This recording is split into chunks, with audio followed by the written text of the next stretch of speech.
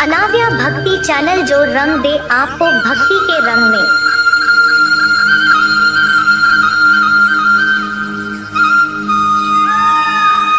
जय श्री कृष्ण दोस्तों, आपका स्वागत है हमारे YouTube चैनल अनाव्या भक्ति चैनल पर। आज हम सुनेंगे श्री कृष्ण के बहुत ही अनमोल विचारों को। तो दोस्तों, अगर आपने हमारे चैनल को अभी तक सब्सक्राइब ना किया हो तो चैनल को सब्सक्राइब करें और बेल आइकन भी दबा दें और वीडियो को लाइक और शेयर अवश्य करें। तो चलिए शुरू करते हैं। आज के समय में हर किसी के जीवन में परेशानियां ही परेशानियां देखने को मिलती है और उन परेशानियों से परेशान होकर मनुष्य सोचने लगता है कि मेरा क्या होगा। जीवन में जब भी हम खराब दौर से गुजरते हैं तो मन में यह विचार जरूर आता है कि परमात्मा मेरी परेशानियां देखता क्यों नहीं है, मेरी परेशानियां दूर क्यों नहीं करता। लेकिन सुख दुख तो हमारे जीवन का हिस्सा है। जीवन है तो परेशानियां भी होंगी। एक युवक की अपनी तमाम परेशानियों के लिए भगवान से शिकायत पर आधारित यह कहानी है। शिव अपनी परेशानियों से जूझ रहा था। उसे लगता था कि एक अकेला वही संसार का सबसे दुखी व्यक्ति है, सिर्फ उसी के जीवन में तमाम मुसीबतें हैं। उसको भगवान से इस बात की बड़ी शिकायत रहती थी कि भगवान ने संसार के सारे दुख उसके हिस्से दे दिए और फिर सब कुछ भूलकर कानों में रुई लगाकर सो गए हैं। शिव सोते जागते भगवान से प्रार्थना करता और फिर कभी भगवान को दोष देता तो कभी खुद को कोसता रहता। भगवान ना तो विनती से सुन रहे थे और ना उसके बुलाने पर अब शिव बेचारा करे भी तो क्या करें। एक मुसीबत खत्म होती नहीं कि दूसरी आ जाती। एक दिन उसने सोने से पहले प्रार्थना की, प्रभु मैं आपके सामने कहता कहता थक गया, अब और मिन्नतों की इच्छा नहीं है। एक अंतिम बार कह रहा हूं, कृपा करके मेरी प्रार्थना सुन लीजिए। अगर आपको मेरे दुख नहीं मिटाने हैं तो कम से कम इतना तो कर सकते हैं कि किसी ऐसे व्यक्ति के दुखों से मेरा दुख बदल दीजिए जिसके जीवन में मुझसे कम दुख हो, हमेशा के लिए नहीं तो कम से कम कुछ महीनों के लिए ही सही, थोड़े दिन के लिए मुझे भी कुछ राहत मिल जाए। अब भगवान ने शिव की आखिरी इच्छा सुन ही ली और उसे उस रात सपने में भगवान दिखे। भगवान बोले, बालक मैं तुम्हारी प्रार्थना रोज सुनता था, पर मैं उनके ऊपर ध्यान ज्यादा दे रहा था जो तुमसे भी ज्यादा तकलीफ में है। खैर, तुम अपने सारे कष्टों को विस्तार से एक कागज पर लिखो, फिर एक गठरी बनाओ और शहर के मुख्य चौराहे पर जाकर उसे टांग कर आ जाओ। शिव हड़बड़ा कर नींद से जागा। पहले तो उसको बिल्कुल यकीन ही नहीं हुआ कि सच में भगवान आए थे और उन्होंने उससे यह सब बातें कही है। फिर सोचा कि आजमाने में क्या हर्ज है, क्या पता इससे ही कोई रास्ता निकल आए। उसने भगवान के दिए आदेश के अनुसार अपनी सारी परेशानियां अलग कागजों पर लिखी। इतनी परेशानियां लिख डाली कि सच में कागजों का ढेर खड़ा हो गया और उसे गठरी में ही बांधना पड़ा। अब शिव ने अपनी गठरी उठाई और पहुंच गया चौराहे पर, लेकिन वहां पहुंचकर चौराहे का नजारा देखकर अचंभे में पड़ गया। उसने देखा कि चौराहे पर तो पहले से ही लोगों की लंबी लाइन लगी हुई है जो उसी की तरह अपने अपने दुखों की बड़ी बड़ी गठरी लिए आ पहुंचे हैं। आखिर यह चक्कर क्या है? सब कुछ उसकी समझ से बाहर था। अभी वह इन विचारों में ही खोया था कि तभी एक आकाशवाणी हुई। उसमें सभी को अपनी गठरी को चौराहे पर लगी अलग अलग खूंटी में टांग देने का आदेश हुआ। वहां पर बेहिसाब खूंटियां पहले से ही बनी थी। सभी ने अपनी अपनी गठरी टांगी और फिर ईश्वर के अगले आदेश की प्रतीक्षा करने लगे। कुछ ही देर में दोबारा से आकाशवाणी हुई और सबसे कहा गया कि सभी लोग अंदाजे से कोई ऐसी गठरी उठा ले जो उन्हें अपनी परेशानियों की गठरी से हल्की समझ में आती हो। अब उन्हें वही दुख भोगने होंगे जो उनकी चुनी नई गठरी में दर्ज होंगे। आकाशवाणी सुनते ही सभी हल्की से हल्की गठरी को लपकने के लिए दौड़े। सबके साथ शिव भी नई गठरी चुनने के लिए भागा। खूंटों में टंगी समस्त गठरियों को घूरता हुआ वह काफी देर तक अंदाजा लगाता रहा। अब उसे एक डर और था कि कहीं वह कोई ऐसी गठरी ना उठा ले जिसमें पहले से भी ज्यादा दुख हो। अगर ऐसा हुआ तो परेशानियां और बढ़ जाएंगी और मुझे लेने के देने पड़ जाएंगे। जीवन तहस नहस हो जाएगा सो अलग। अब उसके मन में तरह तरह के विचार आने लगे। वह सोचने लगा कि कम से कम वह अपने दुखों से भली भांति परिचित तो है और उन्हें झेलने का आदी भी हो गया है। उनके लिए कुछ रास्ते निकालने की शुरुआत भी की है। शायद उसका परिणाम आए तो एकाध दुख घट ही जाए। कहीं ऐसा ना हो कि चुनी गई नई गठरी में दुख और भी ज्यादा पीड़ादायक हो जाए। ऐसे विचारों में खोया वह एक के बाद एक गठरी के सामने से गुजरता, लेकिन तय नहीं कर पाया कि कौन सी गठरी चुनी जाए। उसे यह भी डर था कि कहीं कोई उसकी गठरी ना उठा ले। इसी उधेड़बुन में फंसे शिव ने आखिरकार अपनी गठरी ही उठा ली और चल पड़ा। उसने तय किया कि वह अब इन चुनौतियों का मुकाबला पहले से ज्यादा मजबूती से करेगा। धीरे धीरे शिव को अपने ही दुख दूसरों से कम होते हुए महसूस हो रहे थे और उसके जैसे ही भाव वहां मौजूद हर व्यक्ति में आ रहे थे। सच में सबको अपना दुख ज्यादा बड़ा और ज्यादा पीड़ादायक लगता है कि वही संसार का सबसे दुखी प्राणी है, पर हमसे भी ज्यादा ना जाने कितने और दुखी है। कितने ही लोग ऐसे हैं जिन्हें 2 वक्त का भोजन भी मुश्किल से नसीब होता है। कभी किसी की शानदार कोठी के आगे से गुजरते हुए यदि यह ख्याल बार बार आए कि जब किस्मत बन रही थी तो वह इस आदमी से पीछे क्यों रहा, अगर आगे रहता तो उसे भी ऐसा सुख और ऐश्वर्य मिल जाता। जिन लोगों के पास साहस और हौसला है, वह आत्मविश्वास की नाव पर सवार होकर आसानी से जीवन की कठिनाइयों से सफलता प्राप्त कर लेते हैं। जरा ऐसे लोगों के बारे में सोचिए जो जीवन मृत्यु के बीच झूल रहे हैं। कम से कम आप किस्मत की लाइन में इनसे आगे तो थे। स्वस्थ है, अपने काम के लिए किसी पर निर्भर नहीं है, अपना काम खुद करने के काबिल है। मैंने जिंदगी में एक ही बात सीखी है कि इंसान को कोई चीज नहीं हरा सकती जब तक वह खुद ना हार मान ले। हमें अपनी गलतियों की सजा भले ही तुरंत ना मिले, परंतु समय के साथ कभी ना कभी सजा अवश्य मिलती है। सूर्योदय और सूर्यास्त हमें बताते हैं कि जीवन में कुछ भी स्थिर नहीं है, इसलिए हमेशा खुश रहे एवं जीवन की यात्रा का भरपूर आनंद ले। यह जिंदगी बहुत छोटी है। जो हमसे अच्छा व्यवहार करते हैं उन्हें धन्यवाद कहो, और जो हमसे अच्छा व्यवहार नहीं करते हैं उन्हें मुस्कुरा कर माफ कर दो। मरी हुई मछली धारा के साथ बहती है, लेकिन जीवित मछली धारा के विपरीत तैरती है। अगर आप भी जीवित हैं तो गलत का विरोध करना सीखें। जरा सोचिए, हजारों गलतियों के बाद भी आप अपने आप से प्यार करते हैं, तो फिर किसी दूसरे की गलती पर उससे नफरत क्यों करने लगते हैं।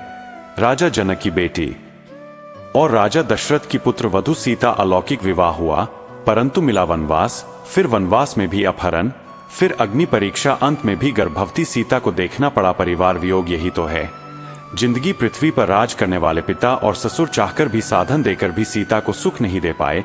फिर एक साधारण मनुष्य कैसे अपनी संतान को उनके अपने कर्म के बिना सुख दे सकता है। तन मन धन से प्रयास करते रहे, परंतु यह भूल मत जाए कि किसी को सुख उसके अपने कर्म से ही मिलता है, दूसरे के कर्म से नहीं। पितामह भीष्म के जीवन का एक ही पाप था कि उन्होंने समय पर क्रोध नहीं किया, और जटायु के जीवन का एक ही पुण्य था कि उसने समय पर क्रोध किया, पर परिणाम स्वरूप एक को बाणों की शिया मिली और एक को प्रभु श्री राम की गोदात। क्रोध भी तब पुण्य बन जाता है जब वह धर्म और मर्यादा के लिए किया जाए, और सहनशीलता भी तब पाप बन जाती है जब वह धर्म और मर्यादा को बचा ना पाए। जब कोई इंसान दुनिया से विदा होने लगता है तो तुरंत उसके कपड़े, उसका बिस्तर, उसके द्वारा इस्तेमाल किया हुआ सभी सामान उसी के साथ घर से निकाल दिए जाते हैं। पर कभी कोई उसके द्वारा कमाया गया धन, दौलत, प्रॉपर्टी, उसका घर, उसका पैसा, उसके जेवरात, इन सबको क्यों नहीं छोड़ते, बल्कि गले का हार, सोने के अंगूठी भी खींच कर निकाल लिया जाता है। इससे पता चलता है कि रिश्ता किन चीजों से था, लेकिन आपके द्वारा कमाया हुआ पुण्य, परोपकार, आपका नाम, इसे कोई नहीं छीन सकता। इसलिए मित्रों, ऐसा काम करो कि मरने के बाद लोग तुम्हारे धन के कारण नहीं, मन के कारण नाम ले। दान और पुण्य एकांत में होना चाहिए। जैसे तुम स्नान सड़क या चौराहे पर नहीं करते, बंद बाथरूम में करते हो, वैसे ही दान पुण्य गुप्त होना चाहिए। पुण्य की किसी को खबर नहीं लगने देना चाहिए, क्योंकि पुण्य छिपाने से बढ़ता है और बताने से मरता है। जीवन में सफल होना है तो 4 वाक्यों को कचरे के डिब्बे में डाल दो। 1 लोग क्या कहेंगे, 2 मुझसे नहीं होगा, 3 अभी मेरा मूड नहीं, और 4 मेरी तो किस्मत ही खराब है। यह वे 4 वाक्य है जो आदमी को आगे नहीं बढ़ने देते। जो पाना है उसे पाने के लिए पूरी ताकत जोग दो, तुम्हें आगे बढ़ने से कोई नहीं रोक सकता। एक साधु ने एक कुत्ते से कहा कि तू है तो बहुत वफादार है, परंतु तेरे में 3 कमियां हैं। 1, तू पेशाब हमेशा दीवार पर ही करता है। 2, तू भिखारी को देखकर बिना बात के ही भौंकता है। 3, तू रात को भौंक भौंक के लोगों की नींद खराब करता है। इस पर कुत्ते ने बहुत ही बढ़िया जवाब दिया। कुत्ता बोला, सुनो साधु, मैं जमीन पर पेशाब इसलिए नहीं करता कि कहीं किसी ने वहां बैठकर पूजा की हो। मैं भिखारी पर इसलिए भोंकता हूं कि वह भगवान को छोड़कर लोगों से क्यों मांगता है। और रात को इसलिए भोगता हूं कि हे पापी मनुष्य, तू इस भ्रम की नींद में क्यों सोया हुआ है? उठ, अपने उस प्रभु को याद कर जिसने तुझे इतना सब कुछ दिया है। सच्ची घटना पर आधारित एक कहानी है। रात के 2:30 बजा था। एक सेठ को नींद नहीं आ रही थी। कार निकाली, मंदिर में जाकर भगवान के पास बैठता है और प्रार्थना करता है। एक दूसरा आदमी भगवान की मूर्ति के सामने बैठा था, मगर उसका उदास चेहरा आंखों में करुणा दर्शा रही थी। सेठ ने पूछा, क्यों भाई, इतनी रात को मंदिर में क्या कर रहे हो? आदमी ने कहा, मेरी पत्नी अस्पताल में है। सुबह यदि उसका ऑपरेशन नहीं हुआ तो वह मर जाएगी और मेरे पास ऑपरेशन के लिए पैसा नहीं है। उसकी बात सुनकर सेठ ने जेब में जितने रुपए थे वह उस आदमी को दिए। अब गरीब आदमी के चेहरे पर चमक आ गई थी। सेठ ने अपना कार्ड दिया और कहा, इसमें फोन नंबर और पता भी है और जरूरत हो तो निसंकोच बताना। उस आदमी ने कार्ड वापस देकर कहा, मेरे पास उसका पता है, इस पते की जरूरत नहीं। आश्चर्य से सेठ ने कहा, किसका पता है भाई? उस गरीब आदमी ने कहा, जिसने रात को 2:30 बजे आपको यहाँ भेजा है, उसकी वो भगवान मदद जरूर करता है।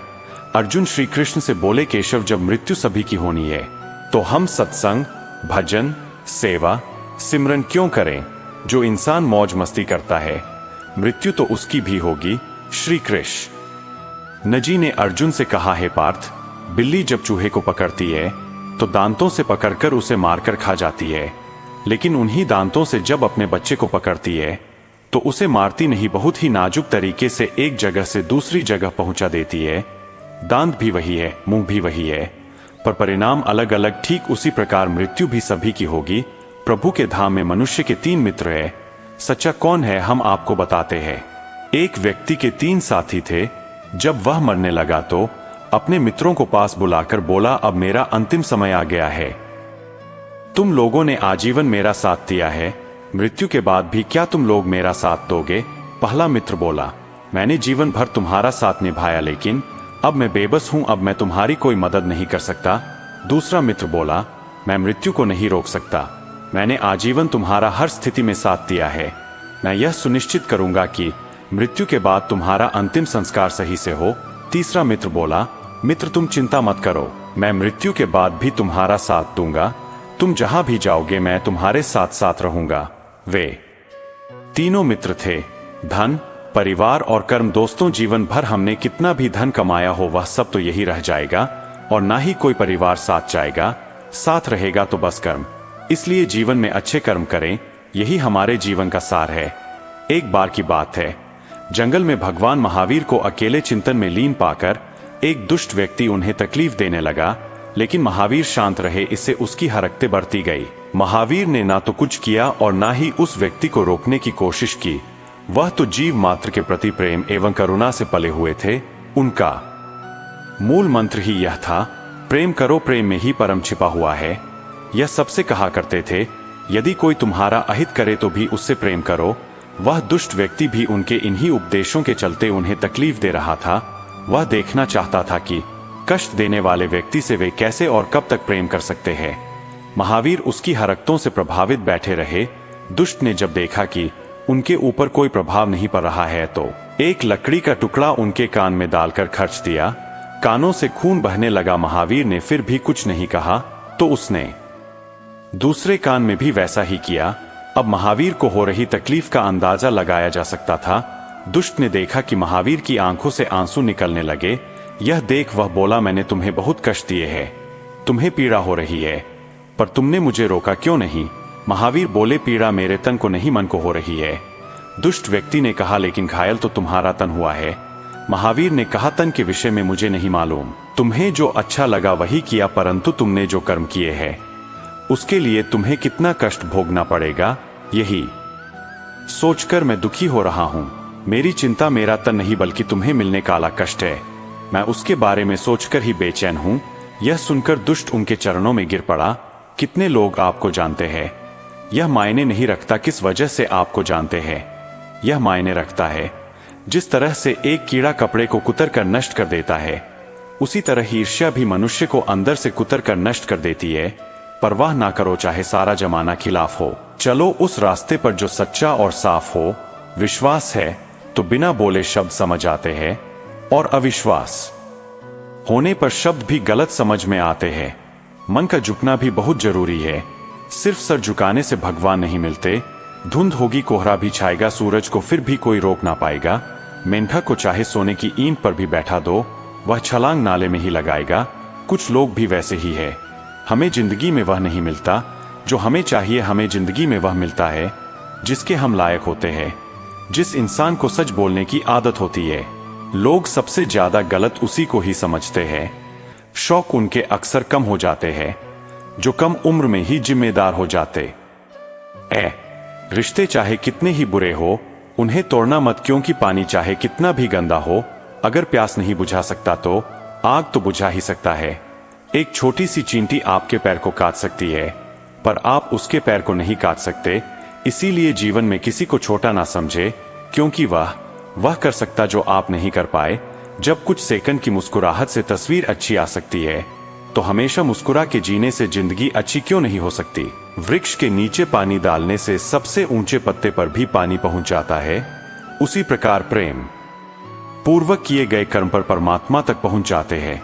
सेवा सभी की करिए, मगर आशा किसी से भी ना रखिए, क्योंकि सेवा का सही मूल्य भगवान ही दे सकते, इंसान नहीं। इनसे दूर रहना बेहतर जो दूसरों से धोखा करते हैं और आपसे वफादारी के वादे करते हैं, जो दूसरों के बारे में गलत अफवाह फैलाते हैं और पीठ पीछे गलत बातें बोलते हैं, जो अपने माता पिता का तिरस्कार और अनादर करते हैं, जो जिंदगी के बारे में हमेशा निराशावादी बात करते हैं, पूरी तरह नकारात्मक है और हर कार्य के पहले भय पैदा करते हैं, जो अपने गलत कार्यों में आपको भी भागीदार बनाना चाहते हैं, जो आपकी गलत बातों का कभी विरोध नहीं करते, जिनके लिए धन ही प्राथमिकता है, मानवता और संबंध कोई मायने नहीं रखते। ऐसे लोग किसी भी प्रकार का संबंध रखने लायक नहीं होते।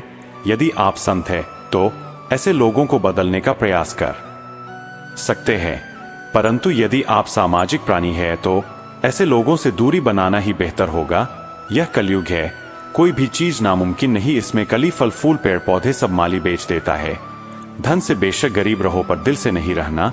आपको एक जिंदगी मिली है, उसे व्यर्थ की चिंता और कामों में नष्ट नहीं करना चाहिए, बल्कि आप अपने दिल की बात सुने। किसी के द्वारा लुटा जाना या किसी के अन्याय का शिकार होना अपने आप में इतना कष्टदायक नहीं होता है जितना कि उसे मन में बार बार लाकर अंदर ही अंदर जलते रहना। कर्ज लेना बुरी बात नहीं लेकिन कर्ज के पैसे से अय्याशी करना बहुत बुरी बात है, क्योंकि कर्ज के कारण चिंता के कारण रोग, इस तरह से पूरा जीवन नष्ट हो जाता है। धन की बचत जरूर करना चाहिए, किंतु स्वास्थ्य को खोकर धन की बचत करना और नुकसान करता है। आपके द्वारा बचत किया गया सारा धन बीमारियों के इलाज में खर्च हो जाता है, क्योंकि स्वास्थ्य ही धन है। समय के अनुसार आपको काम करना चाहिए। जो व्यक्ति बदलते समय के साथ नहीं बदलते हैं, उन्हें समय पीछे छोड़कर आगे निकल जाता है। काम छोटा हो या बड़ा, इसकी कभी चिंता नहीं करनी चाहिए, ना ही इस पर शर्म करना चाहिए। हो सकता है कि कोई छोटा काम ही आपको बड़ा बना दे। जीवन के 5 सत्य है। 1. कोई फर्क नहीं पड़ता कि आप कितने खूबसूरत हैं, क्योंकि लंगूर और गोरिल्ला भी अपनी ओर लोगों का ध्यान आकर्षित कर लेते हैं। 2. कोई फर्क नहीं पड़ता कि आपका शरीर कितना विशाल और मजबूत है, क्योंकि स्मशान तक आप अपने आप को नहीं ले जा सकते। 3. आप कितने भी लंबे क्यों ना हो, मगर आने वाले कल को आप नहीं देख सकते। 4. कोई फर्क नहीं पड़ता कि आपकी त्वचा कितनी गोरी और चमकदार है, क्योंकि अंधेरे में रोशनी की जरूरत पड़ती ही है। 5. कोई फर्क नहीं पड़ता कि आप कितने अमीर हैं और दर्जनों गाड़ियां आपके पास है, क्योंकि घर के बाथरूम तक आपको चलकर ही जाना पड़ेगा। इसलिए संभल के चलिए, जिंदगी का सफर छोटा है। परमात्मा के पास बैठिए इतने गहरे भाव से कि आंसू आ जाए। किसी प्रकार की कोई आकांक्षा या मांग ना रखें। परमात्मा का होना ही आशीर्वाद है। मांगना नहीं पड़ता, उनके पास होने से ही सब मिल जाता है। जैसे फूल के पास जाओ, खुशबू अपने आप ही मिलने लगती है। परमात्मा ने सारी व्यवस्था पहले ही की हुई है, मांगने की जरूरत ही नहीं है।